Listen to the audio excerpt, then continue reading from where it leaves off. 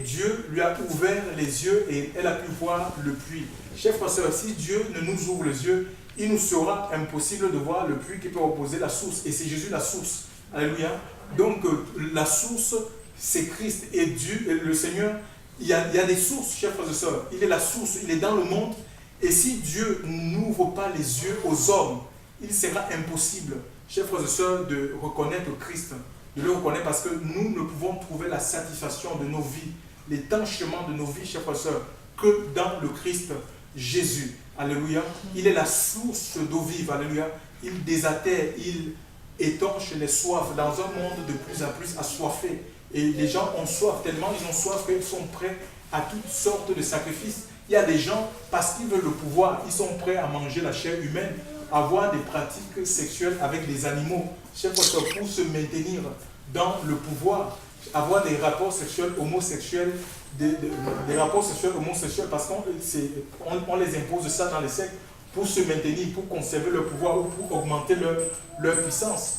Mais chers frères et sœurs, le Seigneur dit, venez aux eaux, dans le prophète Ésaïe 55, même ceux qui n'ont pas l'argent, alléluia, le Seigneur, tout est gratuit, alléluia, tout est gratuit. Non seulement le Seigneur nous accorde le salut de notre âme, alléluia, il nous accorde le salut de notre âme, il va nous étancher, parce qu'en Christ, il y a des sentiments de contentement, même si nous n'avons rien à manger, je vous assure, on est satisfait, on est heureux, parce que c'est lui qui remplit notre vie, c'est lui qui remplit notre cœur. Il a tout accompli. Gloire à Dieu. Il a tout accompli. Gloire au Seigneur.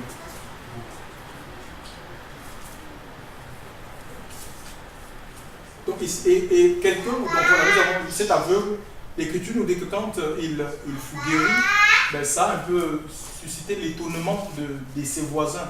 Les gens qui l'ont connu auparavant, les gens qui l'ont connu aveugle, ils savaient qu'il était mendiant.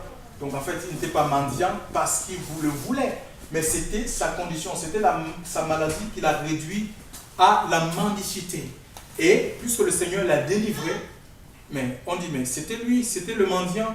Et les autres disaient que c'est lui. Non, mais c'est pas lui. En fait, c'est ce qui se passe. Quand le Seigneur se révèle dans la vie d'une personne, cette personne est changée. La Bible écrit 2 Corinthiens chapitre 5 verset 17 dit que ceux qui sont en Christ deviennent les nouvelles créations. Les choses anciennes sont passées, hein, et toutes choses sont faites nouvelles. On ne peut pas retourner dans son passé. Si peut-être qu'on n'a pas été touché par le Seigneur. Réellement, si on a fait une rencontre avec le Seigneur, notre vie est changée, chers frères et sœurs. Il change notre histoire.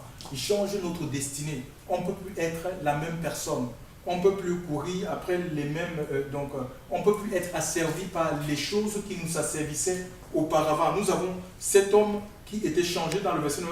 N'est-ce pas celui qui était assis et qui mendiait? Quelques-uns disaient c'est lui, d'autres disaient non, mais il lui ressemble. Et lui-même disait c'est moi. Alléluia. Parce qu'il y a quelque chose qui s'était passé dans sa vie. Le Christ était rentré dans sa vie. Et quand Christ rentre dans la vie d'une personne, cette personne devient une nouvelle création. C'est-à-dire qu'une nouvelle personne qui n'a rien à voir avec la personne ancienne. Par exemple, moi je m'appelle Georges, ma mère s'appelle Agnès. Quand Jésus se révèle en moi, je deviens un nouveau Georges qui n'a rien à voir avec le Georges né d'Agnès. C'est-à-dire je deviens un Georges né de Dieu, né de l'Esprit de Dieu. Parce que celui qui est né de l'Esprit de Dieu, l'Écriture nous dit qu'il reçoit l'Esprit Saint. Et il a la capacité de se garder, il ne pêche point. Il n'a plus goût, ça ne veut pas dire qu'il n'a pas de péché, mais il n'a plus goût au péché. Il n'est plus attiré par le péché, à cause de l'Esprit de Dieu qu'il a reçu. Et c'est l'Esprit de Dieu qui nous donne la force et la capacité de résister au mal, de résister à toute forme de tentation. Et ça change notre histoire. Imaginez un peu, cet homme était réduit à la mendicité. Et je crois que le Seigneur, il y a vraiment Dieu, non seulement il s'occupe du côté spirituel, il s'occupe de notre vie sur le plan spirituel. Il veut que notre esprit en fait soit en communion avec lui, mais aussi il guérit les peines de l'âme, les émotions, les blessures qu'on a pu avoir, la trahison, des souffrances, des peines. Chers frères et sœurs, en même temps, le Seigneur va s'occuper de nous sur le plan physique. Donc il y a un psaume, c'est le psaume... il y a le psaume 37, hein. Ouais, il y a le psaume 37 au verset Le psaume, il y a un psaume, c'est un psaume que j'aime bien, c'est le psaume de David, hein, c'est le psaume 37, verset 25. Hein. Il est dit que j'ai été jeune, j'ai vieilli, hein, et je n'ai jamais vu le juste abandonné. C'est le psaume 37, verset combien? 25. C'est le psaume 37, verset 25. David dit, j'ai été jeune, j'ai vieilli, je n'ai jamais vu le juste abandonné. Le juste, en fait, c'est lui qui a été justifié par le Seigneur, justifié par le sang de Christ. Il dit, je n'ai jamais vu le juste abandonné, hein, livré à lui-même. Quelqu'un qui a été justifié, qui a été appelé par le Seigneur. Dieu ne nous a pas appelés pour qu'on soit encore livrés à nous-mêmes, hein, qu'on continue à se chercher par nous-mêmes, des solutions par nous-mêmes. Je n'ai jamais vu le juste abandonné, sa postérité maintient son pain. Alléluia. Donc, le Seigneur va prendre soin de nous aussi pour les choses de la terre. Mais la priorité, c'est son royaume. Alléluia. La priorité, c'est le suivre lui. C'est chercher premièrement le royaume et la justice parce qu'il nous ouvre les yeux. Nous étions aveugles, chers frères. Il nous a fait naître de lui pour qu'on puisse voir le royaume des cieux. Et maintenant, il faut que nous marchions. Alléluia. Donc, il nous a ouvert les yeux de l'esprit pour qu'on marche selon les saintes écritures. Parce que dans tout royaume, il y a des lois. Hein, et ce qui permet au président, que ce soit un président ou un roi, de régner sur ces sujets, ce sont les lois qu'il a mises en place. Et si nous soumettons nos vies aux lois de Dieu, aux lois du royaume, alléluia, avec l'aide et le soutien de l'Esprit Saint, nous jouirons, chers frères et sœurs, des faveurs du royaume. Nous jouirons des faveurs du roi. C'est ce que chacun, c'est ce que Dieu veut. Alléluia, il a des projets de paix, des projets les meilleurs pour chacune de nos vies, mais à condition, chers frères et sœurs, que nous le suivions, que nous soyons à sa suite, que le nom du Seigneur soit béni ce matin et soyons encouragés dans les choses de Dieu. Dieu ne nous a pas ouvert les yeux pour qu'on reste à l'état illuminé. Alléluia. Il nous ouvre les yeux dans le monde, les yeux de l'esprit pour qu'on puisse maintenant marcher selon l'esprit. Alléluia. Et non plus nous laisser guider par nos cinq sens. Merci Seigneur. Potier, nous sommes l'argile. Alléluia. Nous devons être comme de l'argile entre ses mains. Alléluia. Entre les mains du potier. C'est le potier qui donne la forme qu'il veut à l'argile. Alléluia. Nous ne décidons pas quand nous venons dans le Seigneur ce que nous voulons devenir. C'est lui qui fait de nous, chers frères et sœurs, c'est lui qui fait de nous ce que nous sommes. Alléluia. Nous ne pouvons être que ce que lui a décidé, que nous soyons dans son église. Nous ne pouvions occuper que la place que lui, il veut que nous occupions, chers frères et sœurs, dans son corps, le corps de Christ qui est un corps invisible. Alléluia. Et il va dire dans Éphésiens au chapitre 2, à partir du verset 10, « Car nous sommes son ouvrage, ayant été créés en Jésus-Christ pour de bonnes œuvres que Dieu a préparées d'avance afin que nous les pratiquions. » Alléluia. Nous sommes l'ouvrage de Dieu. Donc nous devons laisser le Seigneur nous façonner. Nous devons laisser le Seigneur, l'Esprit de Dieu, travailler notre vie, chers frères et sœurs, pour qu'on puisse, parce qu'on a été appelés en Christ pour des bonnes œuvres, c'est-à-dire pour porter des fruits. Ce sont des œuvres de sainteté, de pureté, de justice, de vérité que le Seigneur voudrait que, chers frères et sœurs, nous portions. Alléluia. Et cette œuvre-là ne peut se faire que si nous collaborons avec le Seigneur, si nous donnons la possibilité à l'Esprit de Dieu, chers frères et sœurs, parce que Dieu ne nous contraindra jamais.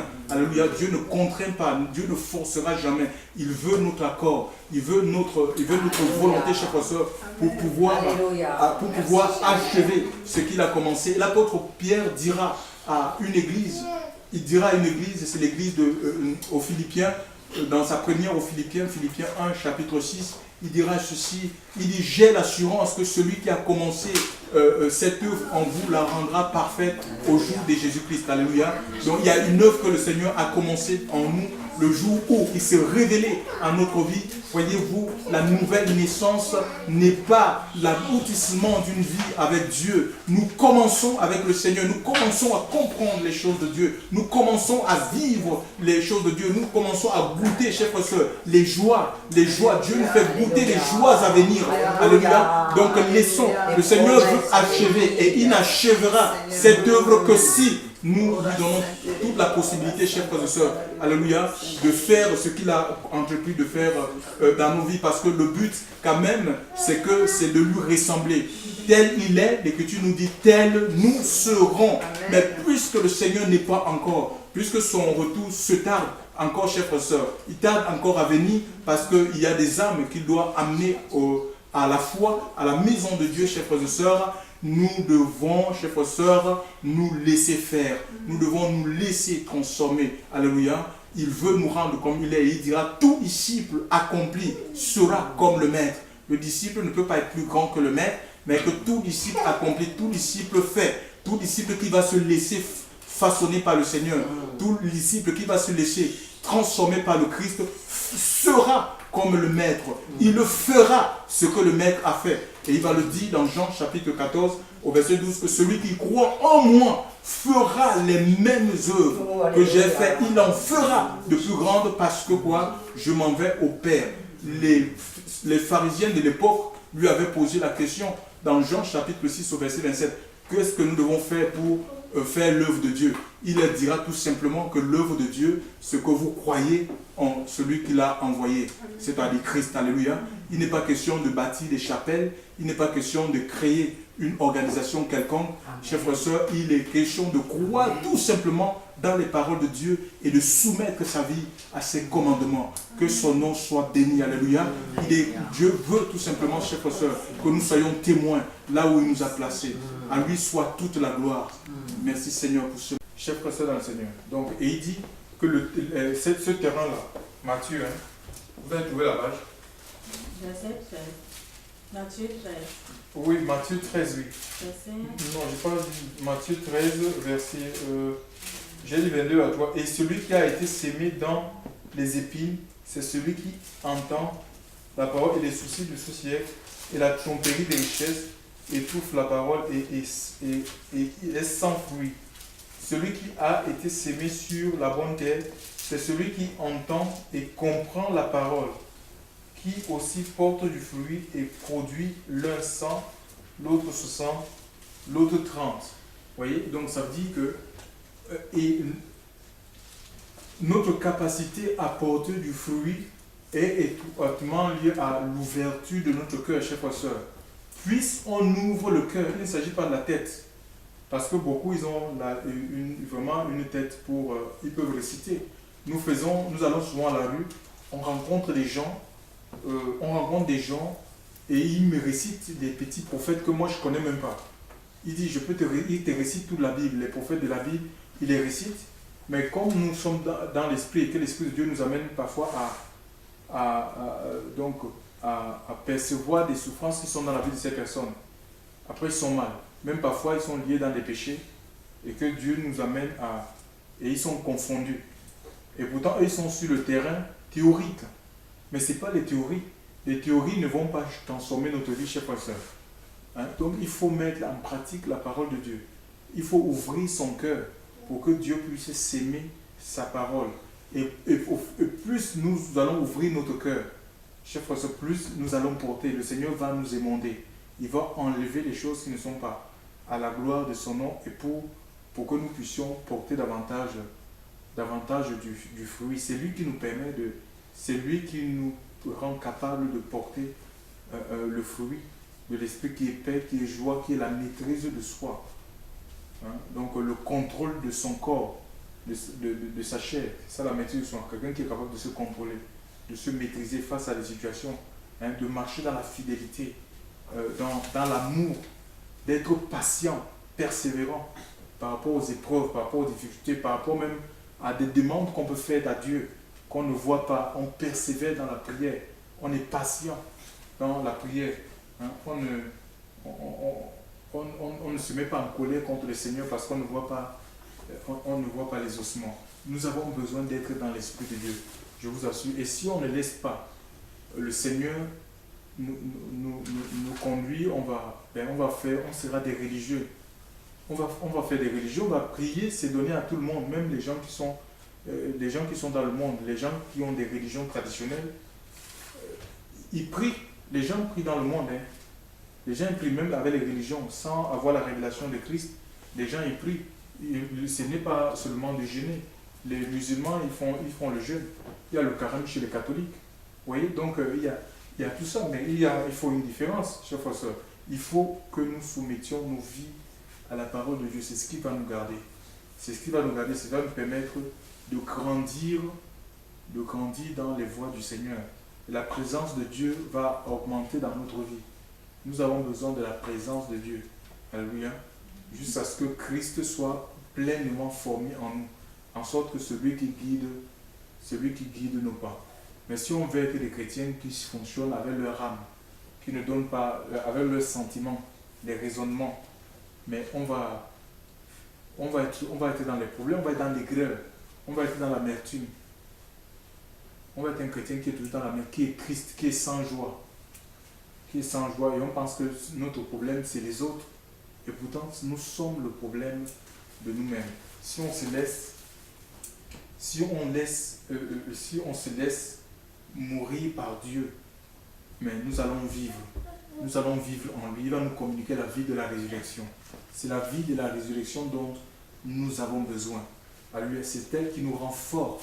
C'est elle qui nous permet de surmonter les difficultés, les obstacles. C'est elle la vie de la résurrection. C'est elle qui fait à ce que le démon ne peut pas s'approcher de nous. Il va fuir. C'est le feu de Dieu dans notre vie, chers frères et sœurs. Il faut que nous fassions encore, que nous laissions le Seigneur travailler notre vie. Notre vie, c'est comme un terrain. C'est un terrain où le Seigneur veut cultiver. Il veut s'aimer sa paix, il veut s'aimer sa joie, il veut s'aimer sa justice, il veut s'aimer sa sainteté, il veut s'aimer la pureté, il veut s'aimer les semences du royaume. Alléluia. Il veut s'aimer les semences du royaume, il veut s'aimer ce qu'il est, pour que nous devenions, chers frères et sœurs, un témoignage vivant de la résurrection. C'est-à-dire le sel, là où il nous a placés, la lumière, là où nous vivons. Il veut que nous devenions la bonne odeur de Christ. Ça veut dire qu'à partir de nous, on peut sentir l'odeur de Christ, que nous devenions une lettre écrite de ses mains, une lettre lue comme ça. On peut nous lire. On peut dire, mais ça c'est un enfant de Dieu, c'est une femme de Dieu, c'est une fille du Seigneur, par rapport à ton langage. Mais si le langage est ordurier, mondain, si on parle comme les gens du monde, avec des grossièretés sortent de notre bouche, mais il n'y a pas de différence entre les gens du monde et nous sommes un anti-témoignage. Comment les gens sauront que nous sommes différents d'eux? Chers frères et sœurs, ouvrons nos cœurs, c'est Dieu qui transforme les vies. C'est le Seigneur qui nous transforme, à condition qu'on veuille être transformé par lui et par son esprit. Et la vie chrétienne, c'est une vie de croissance.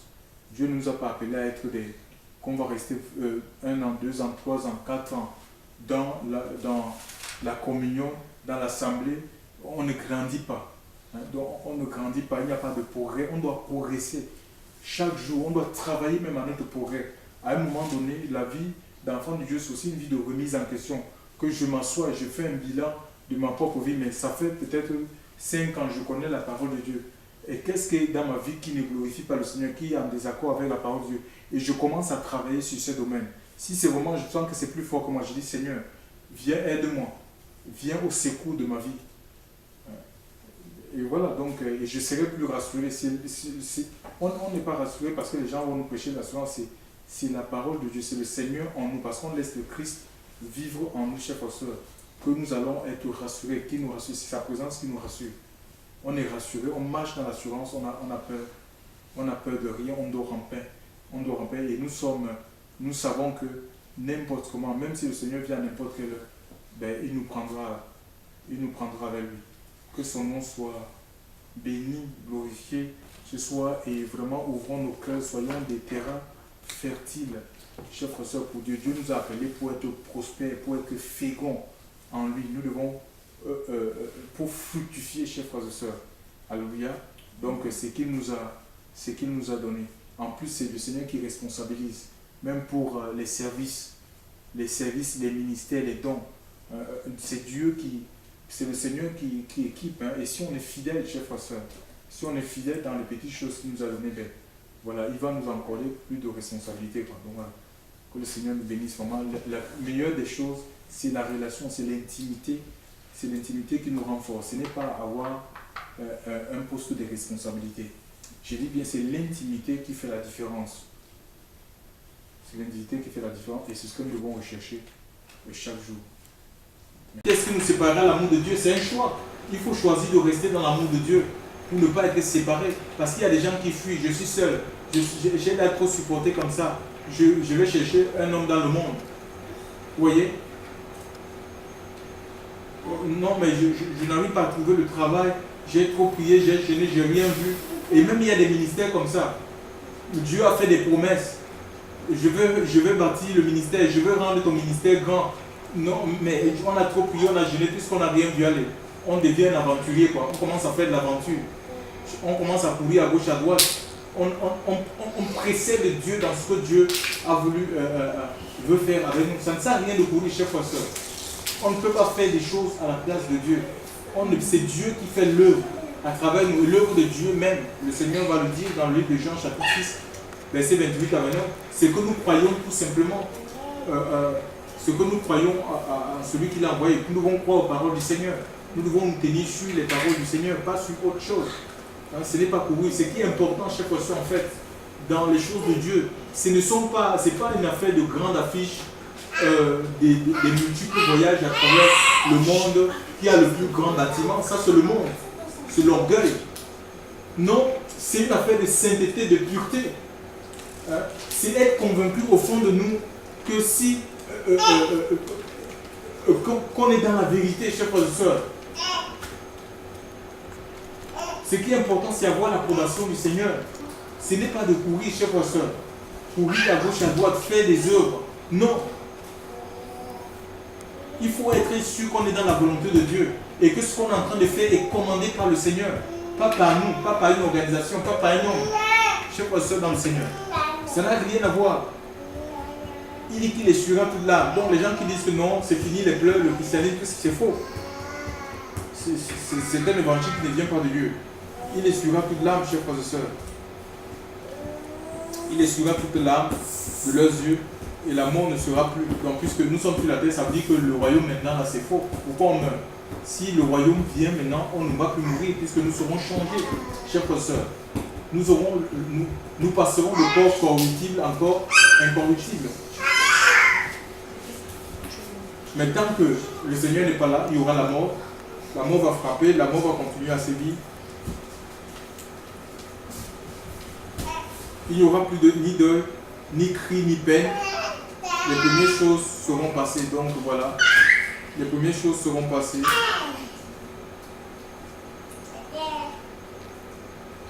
Voici, je fais toutes choses nouvelles.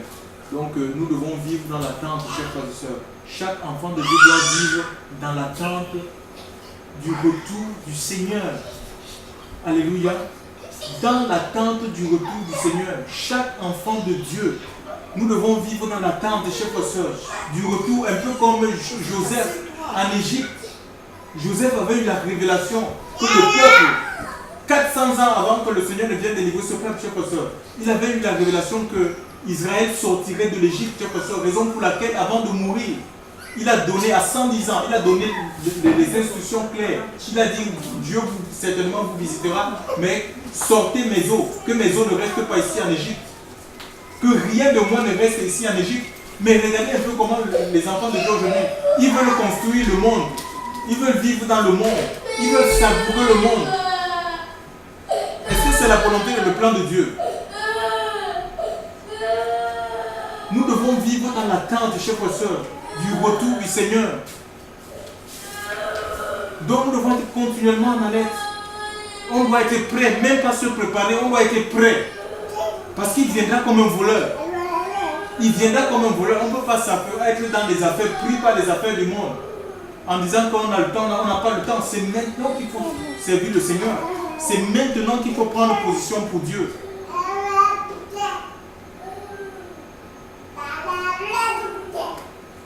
Voilà, le royaume est à venir, chers frères et sœurs. Et voilà, nous vivons dans l'attente de ce royaume. Mais comprenons que tant que le Christ n'est pas là, nous aurons à connaître toutes sortes de difficultés. Nous passerons certainement par les mêmes chemins qu'il est passé. Et dans le livre de Jacques, il y a des encouragements qui ont trait à la souffrance, aussi à la persécution. Il va parler des souffrances de Job, mais aussi des prophètes qui sont passés des chemins difficiles qui ont été rejetés. C'est pas parce que tu as l'appel de Dieu que forcément on va t'accepter. Tu peux être rejeté, incompris, chers frères et sœurs. Mais que cela ne te décourage pas, il faut regarder tout simplement au Seigneur. Que Dieu vous bénisse, qu'il vous fortifie, qu'il vous encourage, chers frères et sœurs, et qu'il nous aide vraiment à voir nos yeux continuellement sur le but, chers frères et sœurs. Il nous a appelés pour l'éternité. Alléluia. Et pour les choses de la terre, c'est lui qui prend soin de nous. On n'a pas à nous occuper des choses de la terre. On le suit et lui, il s'occupe de nous en ce qui concerne les choses matérielles. Que son nom soit béni.